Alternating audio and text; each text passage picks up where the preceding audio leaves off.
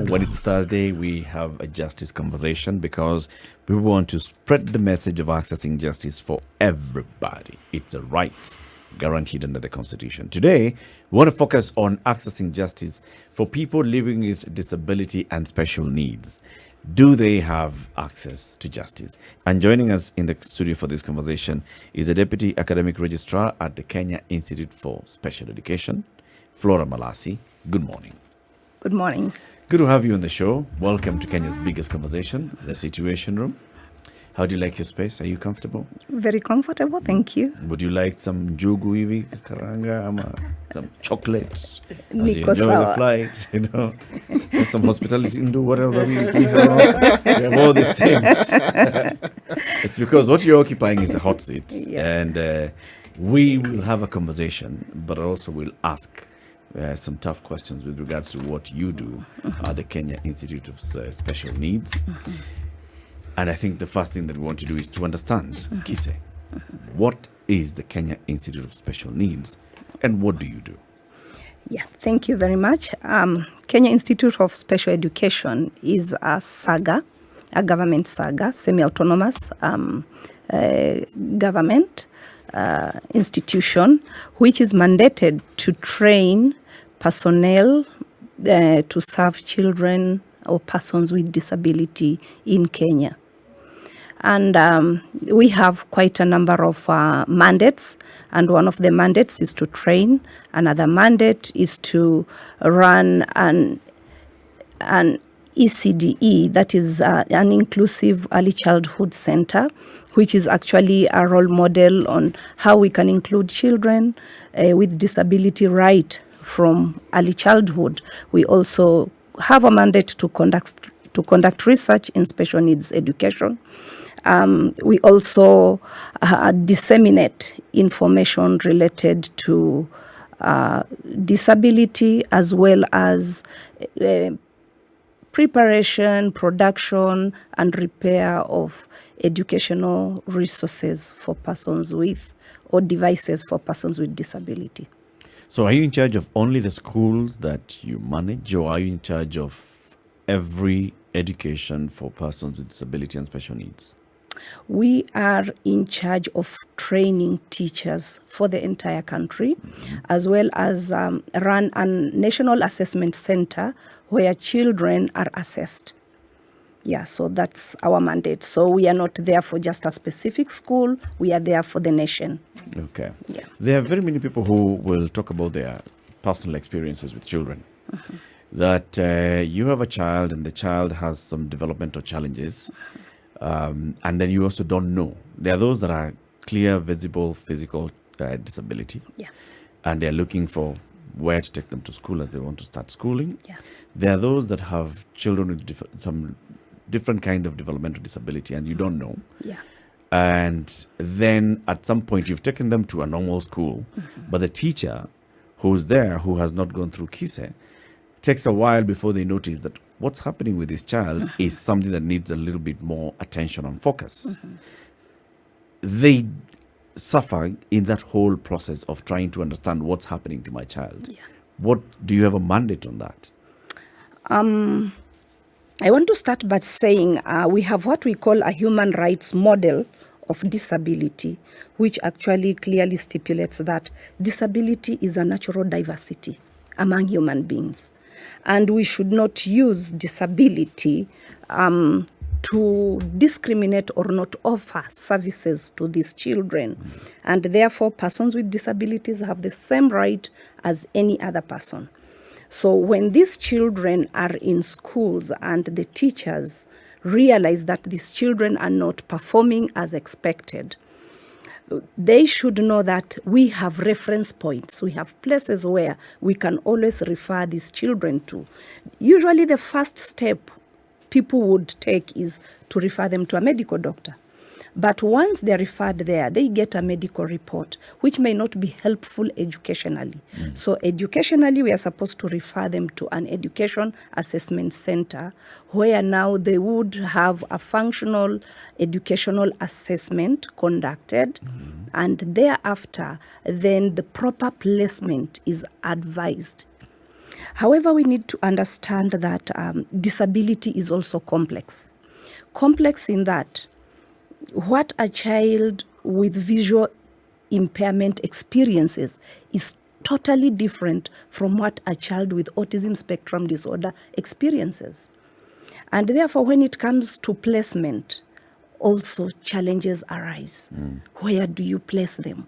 Do we have inclusive settings or integration centers where these children can get the right services? And that is where now justice comes in, because assessment denied is justice actually delayed. Every child in Kenya has a right to education, and that means right from early childhood. So what has the nation done in relation to this?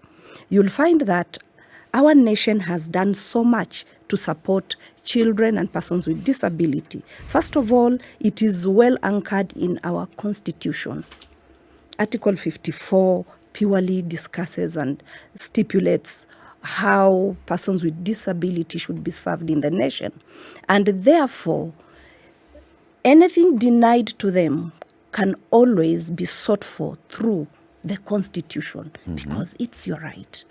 Then again, when we go further, we have what we call Persons with Disability Act of 2003. It has had quite a number of amendments. It equally states that persons with disability should be served at all points. It should be barrier-free, it should be accessible, whether socially or physically. They have a right. But how many parents of children with disability, how many guardians of children with disability are aware of these rights? And that is why it's important for us to sit here today and let them know there are laws anchored in, there are laws in this country which support them. And they are supposed to exploit them because they are there, but they are not exploited. And would you be able to give so when we're saying that first on this hand, there is government policy, there's a saga in place to make sure that children, it doesn't matter where in the country you are, a child with a disability in this country has certain rights, right? Yes. On this other hand, we are also saying that parents and guardians of these children should know what their rights are and then should be able to exploit them. So obviously we have a situation in between where there's a problem. Yes.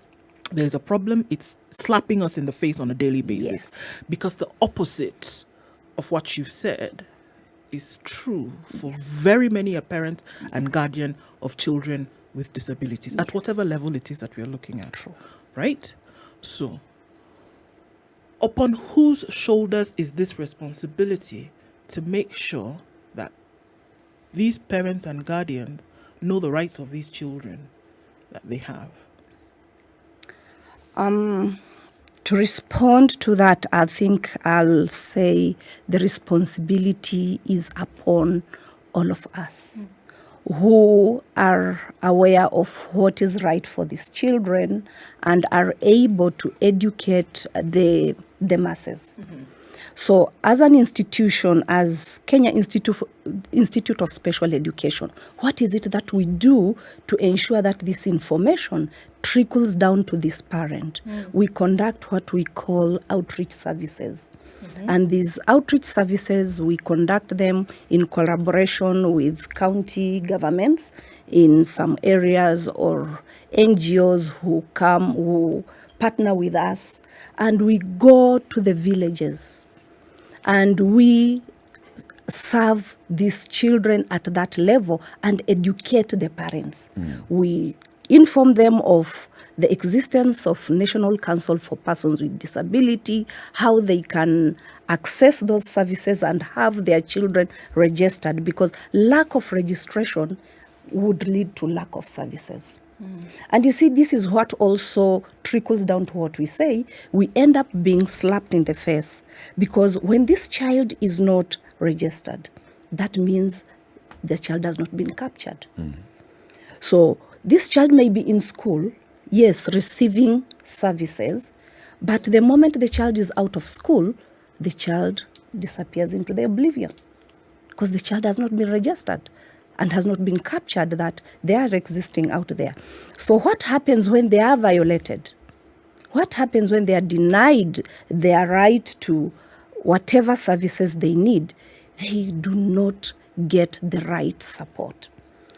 And yet the judiciary system is in place and they are always ready to support them whenever need be. So there is this issue of having what we call the pro bono advocates or lawyers who can be accessed whenever need be. How many parents know about that? Very few. So when we go out there, we let them know that all what you need to do is to approach the National Council for Persons with Disability, table your case, and from there, they would advise you on how to access these services. But these services are not readily available. These services are limited, and yet the cases are so many. And therefore, there's so much delay in justice. There's so much despair in parents. They give up along the way. And eventually, these children end up not being well served or getting justice in whatever they have experienced.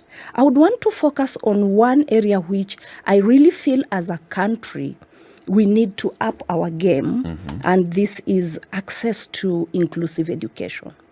We already have the sector policy for children and trainees with disability, which recognizes these disabilities, and it's anchored on inclusive education. That means we should not be having children out of school who have disability. However, there are issues in relation to reasonable accommodation and quality, equitable education for these children. You've identified my disability. You've placed me in a school, but are there reasonable accommodation to enable me experience the good side of education? Then I would say we are still lagging behind when it comes to that. Because when you place me in a regular school where we have a teacher who is teaching maybe 40 or 50 or 60 children alone in class, and we don't have a learner support assistant in that class to help me, it's as good as exclusion. It's exclusion within inclusion. And I think that is an area where all the stakeholders in education need to come up and see how can we now have this anchored within the law that whenever a child with special needs is taken to a mainstream school, it is their right to have a learner support assistant for them to be able to pursue education to their full potential. Makes perfect sense. Has this conversation taken place anywhere, either at KISE, at the Ministry of Education? Oh yeah. These conversations are ongoing and people are coming up with strategies like KISE in collaboration, if I'm not wrong, it should be either UNESCO or another organization. We did train teachers, learner support assistants, and they are currently in those sampled schools supporting children in regular schools. And we've seen those children transit. We've seen these children transform and performing better. So the conversation is on, and hopefully it would be adopted and become anchored in policy that each and every child with a disability in a mainstream school should have a learner support assistant. Without that, we would not be supporting these children fully. You know, I think the problem begins much earlier. And this is the point when you said a child is taken to a medical professional and then they are found to have some form of disability. Next, they should go to an education assessment center. How many of those do we have in the country? How many of the education assessment centers? Oh yeah, we have 47 centers in each county. So at the county headquarters, there's an education assessment center. Yes. does everybody, I mean, is it common knowledge that you can take your child to an education assessment center for them to be assessed? And then how regularly are you supposed to be taking a child through the assessment? Thank you very much. I would say yes.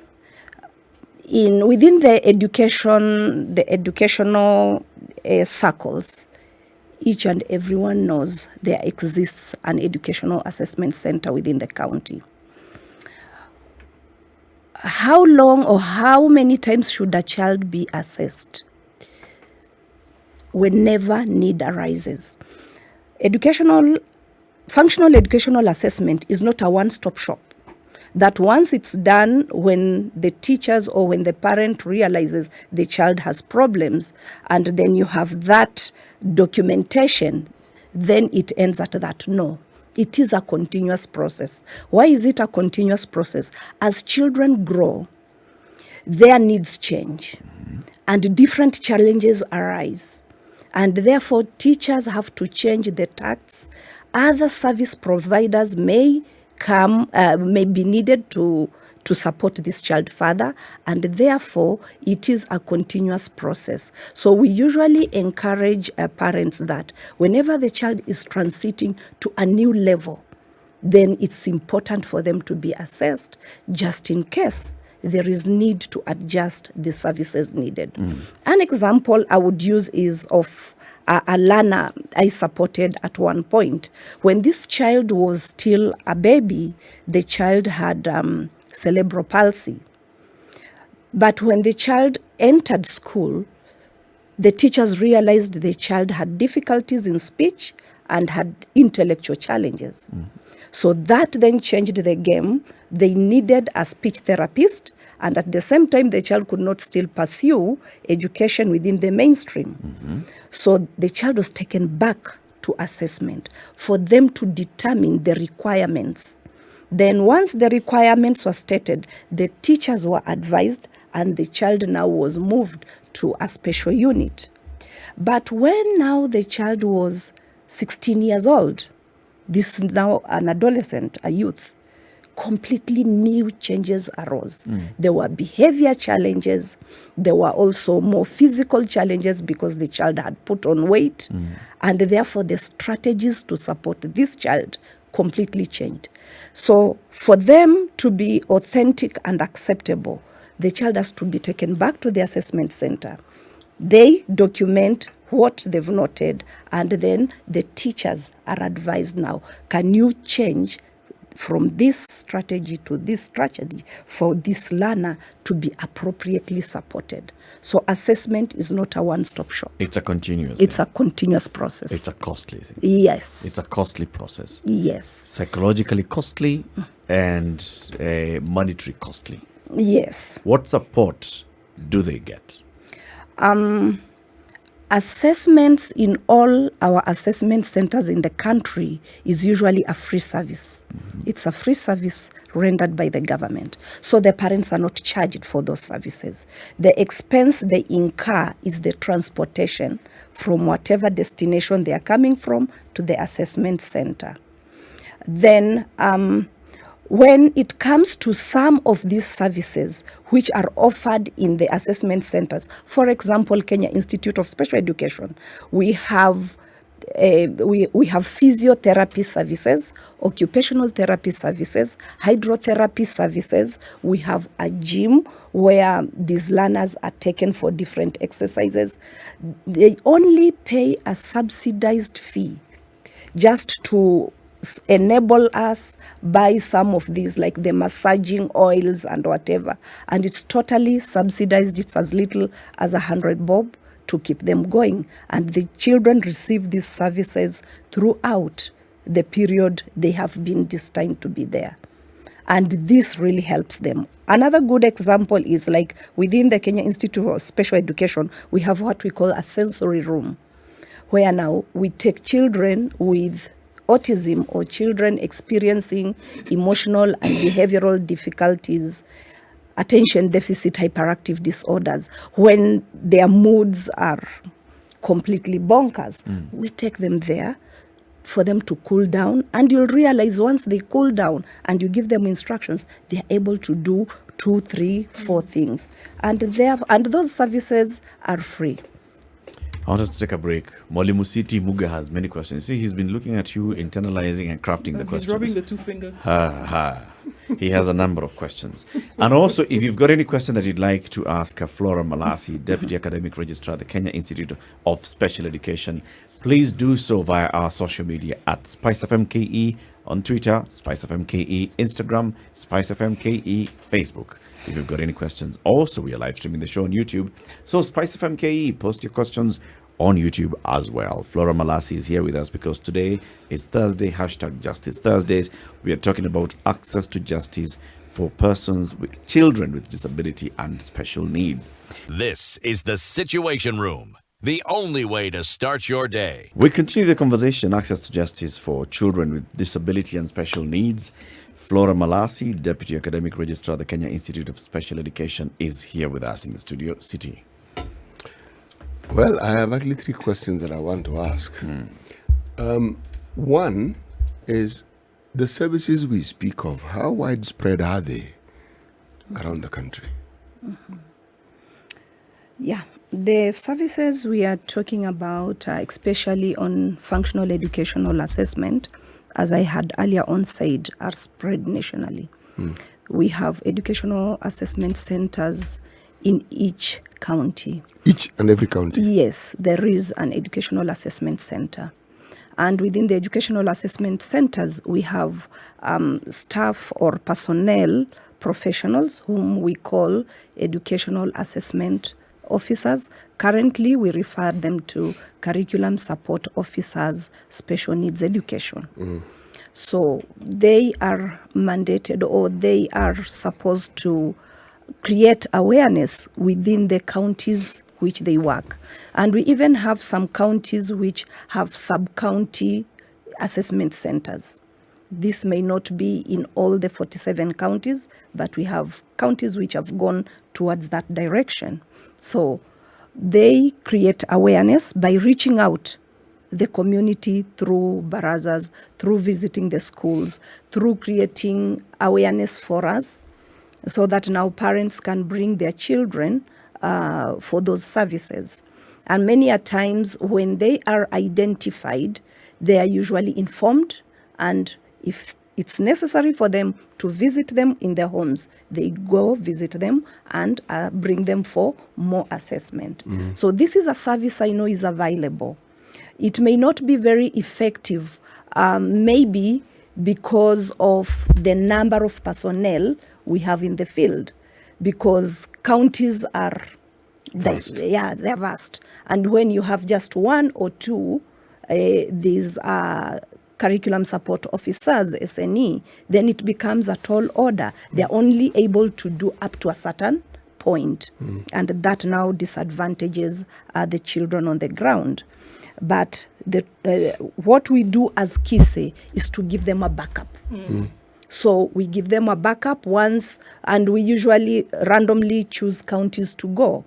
So just like 3 weeks or 4 weeks ago, we were in Nakuru and Naivasha area up to Nyahururu. Then last month we were down at the coast, Kilifi, Malindi.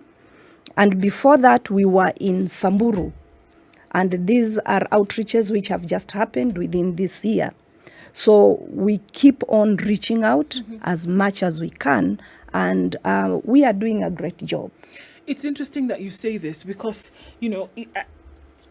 how are you, this is policy, this is government policy. Yes. To be able to do this. Yes. And then also, combining hands with judicial policy in the country. How are you reconciling this government and judicial policy with traditional beliefs? Because as you say, you're going into Samburu, you're going into areas whereby usually, up until maybe recently, the attitude has been that if you have a child with development problems or with any kind of disability, there is the first response to keep them locked up, away from society, and believe that somebody from the ancestors has cursed you. how are you then able to say, bring these children out, that there's still an opportunity for them to learn? I think in Kenya today, many parents are educated to a certain level. They are literate and they know children with disability can be served. Because the moment we plan to visit an area, the chiefs within that county area make announcement and parents come in droves and they come with that hope that finally there would be a solution, there would be a direction given on what I can do with my child. So what happens during that outreach? There is that session where now parents are sat and educated and counseled. We actually offer plus counseling services because many a times the parent is more beaten, more low, more down, more stigmatized than even the child. So we sit, guide, counsel them, and from there we educate them. And I think this changes the attitude that this may be a curse or this may be something else other than a natural happening. And it has been helping quite a lot. But we still have so much to do because we need to do follow-up. You know, without follow-up, one would regress. But when there is consistent follow-up, you know, you keep on supporting and giving them the strength to move on. And one of the things we keep on encouraging them when we go for outreach services, they should start these organizations or parental meetup groups where they would share experiences and support each other to see this is a journey we can walk together. The challenges differ, but when we share a problem, then it is halfway solved. So, and this is a culture which is not very common in Kenya, where we have these parental groups where people meet and share information and even advise and support each other in this journey. It's a culture we have not picked up so much, but it's a culture we are trying to really talk about and encourage them to go into. People are so much into organizations, so they're just looking at which organization can I, but organizations are up there. And you're back here in the village. So you need this support group within the village more than you'd even... The organizations should now come to farm up and support you to receive more services. You know, there's always the issue of stigma attached to people who live with disabilities and more so with children.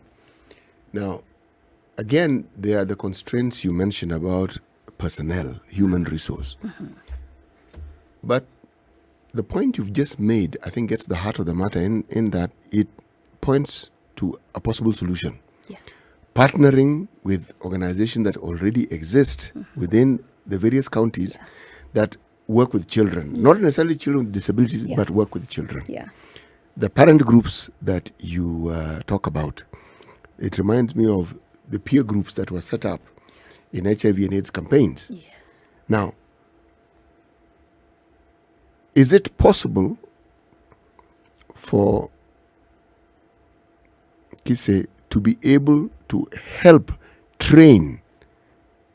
Because if groups already exist, help train so that the work that the personnel you have then simply becomes one of oversight and ensuring that the work goes on. Is it possible? Yes. It's like you are reading our mind as Kenya Institute of Special Education. Corner leakage. Yes, maybe.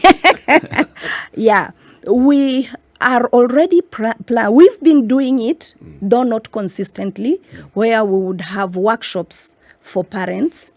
And we source them within Nairobi and its environs, where they come sit and we conduct a training.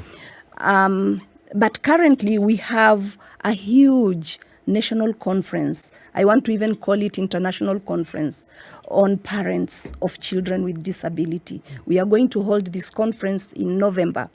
And it's purely a parental conference where we want to bring parents with children with disability to come and share their experiences, their expectations, and what they would desire the nation to do for them.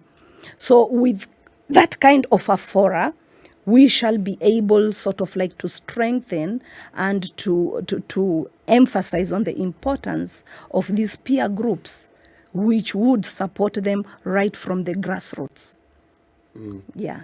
You know, Flora, I hear what you're saying, what you've been doing, and I want to acknowledge the work that KISE has been doing. But allow me to say, I feel like it's just a drop in the ocean. The government of the Republic of Kenya has just been checking the boxes. Do we have an institute for special education? Yes, we do have. Do they have some programs? Yes, they do have some programs.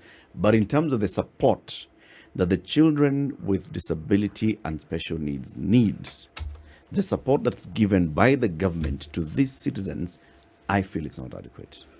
I feel there's a lot more that needs to be done. I don't see why, how many years after our independence, we are still having boardroom conversations that children need learner support assistance in our schools. I don't see why, so many years later, we are still talking about one education assessment center per county in this country. I don't see why these children don't have access to these things as a basic. These are the most vulnerable members of our society. And I'm just saying, yes, there's KISE, but KISE does not have adequate staffing, budgetary allocation to do the work that it ought to be doing. As you earlier on said, the efforts we put may seem to be like a drop in the ocean. Yes, and that may be because of the diversities. So there's so much we do. Like currently, we train teachers in all the areas of disability. That's around 10 or 11. So we as an institute mandated to train teachers, we can stand tall and say, we have trained the teachers. But you see, after we train the teachers, it's no longer our mandate to place the teachers. That's now the mandate of the teacher employer. So that then again may be a reason why KISE may not be felt, because we don't run the process up to the end. We run the process up to a certain point and somebody else takes over. Somebody else takes over. Then when it comes to issues with, for example, the issue of learner support assistance, it requires many government sectors to come together and see then how are we going to support this staff? Because should they be teachers or should they be staff who are specifically trained to be able to support these children? And if that's the case, then there would be, who would be their employer, or what are the terms of their employability? But as KISE, because we found that this is unnecessary and a delayed support, that's why we went ahead, did a pilot and trained to showcase. You know, for you to be able to convince the government that this is important, you really have to put your case down. And we have already taken that step. So we are now moving to the next step of telling them, we've showcased. Can we now roll it out nationally and see how it works? And I believe we are towards that direction. Of course, delayed, but, you know, we are making the stride towards the right direction. You are moving. That's the point. Yeah. When you talk about the training for the special need education teachers, are you the ones who standardize the curriculum? No. The curriculum is standardized by Kenya Institute of Curriculum Development. Ours is just to implement. So is what you're teaching the same as what is being taught in other colleges and universities? Do you have the same standard of SNE teachers? That would be a bit difficult for me to respond to, because for Kenya Institute or for Kenya, the special needs trained teachers from teacher colleges are taught with an approved, a vetted curriculum by Kenya Institute of Curriculum Development. And they are examined by the Kenya National Examination Council. But any other person trained outside that sphere is not examined by the Kenya National Examination Council, is not using the curriculum by KICD, and therefore now saying the standards are the same would be a bit difficult for me to comment on so that. there are then institutions around the country with KISE trained teachers ready to handle children. Yeah. Okay. It is the reality, however, that most parents who have the wherewithal to take their children to an institution where this need is met will go the private way than go the government way. Why? For the very same reason I've earlier on stated, in our government institutions, we lack enough personnel. We don't have teacher support assistants. We may have a teacher, and I still want to use the case of autism, because autism is one, there is no superior or inferior disability, but they are disabilities which are more challenging to manage as compared to others. And autism is one of the very challenging disabilities to manage. So when you have a teacher in a class with 15 children with autism, and it's one teacher without a learner support assistant, definitely a parent who is well placed would not take a child there because there is no one-to-one attention. And at the end of the day, these children would not progress as much as expected because the teacher is not able to fully support them. And that is one of the reasons why some parents would prefer taking their children to private institutions, which are damn expensive. Another reason is, and that is why I would really want parents to come out strong and have movements to, to push the government to anchor some of these needs in the law. Like, for example, access to inclusive education should not be it should not be a prerogative to a school that will decide when to have you and when we don't want to have you. So long as I've identified school A as being the most appropriate for my child, it should now be the responsibility of the educational players to ensure that my child has the basic necessities to help this child strive in that environment. But because we don't have strong policies or laws to support parents to push for that, many parents would go to schools. And this, we realized when we did our national survey way back in 2018. You go to a school, you find a big file. It's a waiting list. Then the question is, where are these children waiting from? These children are being denied the right to education. And then by the time when this child now gets access to that school, how much damage would be done to that child? Late intervention has been known as difficult to support. It derails this child from growth. There's always a window period of a child gaining from the basic skills. So when you delay this child and bring this child when he's 15 years to school, there are so many things which the child would miss out and would be difficult to support the child gain. And that is why we need to actually educate our parents that when you take your child to school and the school says, we are sorry, we cannot support your child because the needs are ABCD, they should demand for a written document.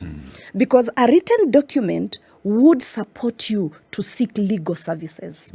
But verbal information would never help a parent move a point. And these are the discussions we want to hold during the conference to empower the parents. Yes, there is no vacancy at the moment. Give me a documentation. Then I can move with this documentation to the next level. To see what can be done. And that's the crux of our conversation today. Access to justice for these children with disability and developmental needs. Because it's a constitutionally guaranteed right, like we're saying. And so it shouldn't be a question of whether school A can offer it or school B cannot offer it, especially when it comes to public schools. The government has a responsibility for this. And then all the players in this, Yeah. in the education sector, institutions such as yourself, parents of such children, and everybody else, to then work together towards pushing for the realization of these rights. Because the longer we delay realizing these rights, is the greater injustice that we are serving our children out there. Yeah. Final message then to Kenyans from you, Flora. So my message to Kenyans is, as a country, we really appreciate, as an institute, we really appreciate the efforts which and the support we've received from the government to train teachers and train personnel to serve persons with disability. And we are doing the best we can to ensure that personnel are trained. And what now we are requesting for is, as we plan for this conference in November, may we have as many parents as possible coming on board to present their papers, to present their cases, to share information, to help the government. The government is always willing to support us, but we need also to bring the synergies together and form a formidable force to push for these issues to be acted upon. And by so doing, we welcome you to this conference so that we can share the ideas.